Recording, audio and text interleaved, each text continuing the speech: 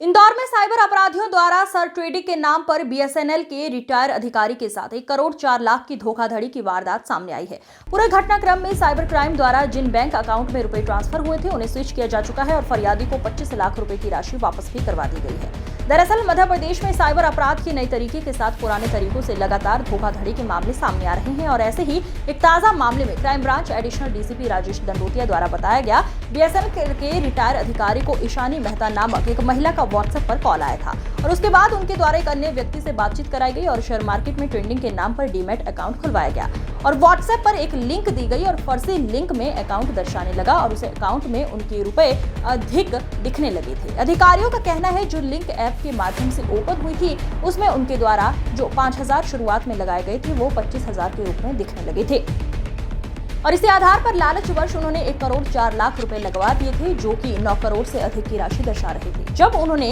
ये रुपए निकालने का प्रयास किया तो उन्हें पता चला कि उनके साथ साइबर अपराध हुआ है। फिर उन्होंने साइबर अपराध की हेल्पलाइन नंबर पर कॉल किया और शिकायत दर्ज कराई। साइबर अधिकारियों का कहना है कि 2024 इंदौर में साइबर अपराध हुए थे उसमें 65 करोड़ के अपराध इसी आधार पर हुए थे। अभी फिलहाल रिटायर बीएसएनएल अधिकारी द्वारा जो रुपए ट्रांसफर बैंक खातों में किए गए हैं उनमें से तमाम बैंक खातों को सीज कर दिया गया है और 25 लाख रुपए की राशि भी वापस फरियादी को करवाई जा चुकी है। अभी फिलहाल पुलिस तमाम पहलुओं पर जांच पड़ताल में जुटी हुई है।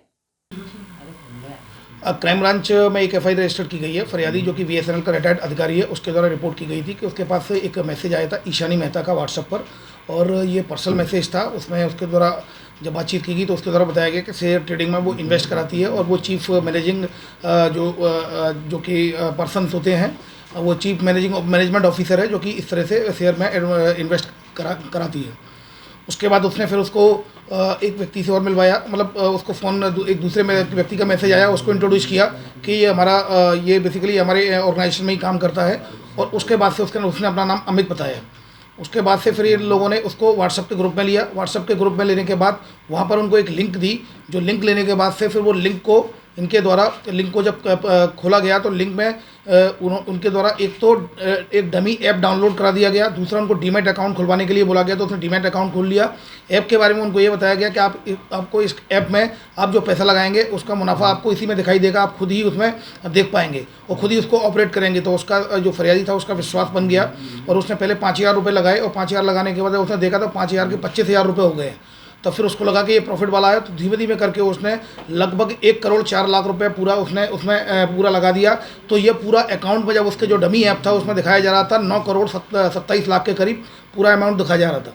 तब फिर उसने उसको निकालने की कोशिश की तो जब पैसा नहीं निकला तो उसने पूछा तो उन्होंने बताया कि आपको टैक्स देना पड़ेगा, इसमें 1 करोड़ 13 लाख का टैक्स लगता है। तब उसकी समझ में आया कि कहीं ना कहीं फ्रॉड है और तब फिर उसने यहाँ पर 1930 पर कंप्लेंट की। तत्काल क्राइम ब्रांच के द्वारा कार्रवाई करते हुए उसमें उसको सारे अकाउंट्सों को फ्रीज करा दिया गया जिन अकाउंटों में पैसा गया था।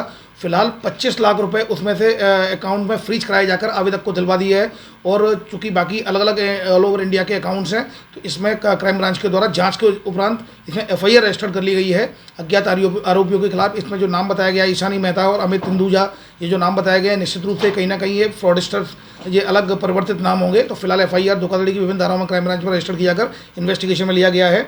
ये बेसिकली ये ट्रेडिंग फ्रॉड है, ट्रेडिंग और ऑनलाइन इन्वेस्टमेंट फ्रॉड है, online tasking fraud, crypto currency में इन्वेस्टमेंट वाला फ्रॉड है। ऑल ओवर इंडिया में एनसीआरपी के अनुसार ये ऑल ओवर इंडिया में 2024 में नंबर 1 साइबर फ्रॉड था। लगभग 35% जो विक्टिम्स थे इसी साइबर फ्रॉड का शिकार हुए थे।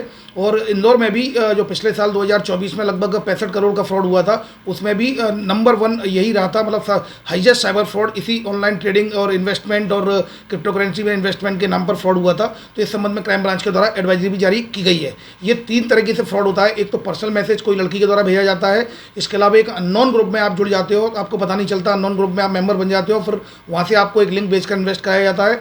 या फिर सोशल मीडिया के प्लेटफॉर्म पर विज्ञापनों के माध्यम से जो विज्ञापन आते हैं बीच बीच में जब आप सोशल मीडिया पर टाइम स्पेंड कर रहे होते हैं तो उनके माध्यम से भी आपके साथ ये फ्रॉड होता है। तो कभी भी सोशल मीडिया प्लेटफॉर्म पर जो विज्ञापन आते हैं उन पर भरोसा न दिखाएं।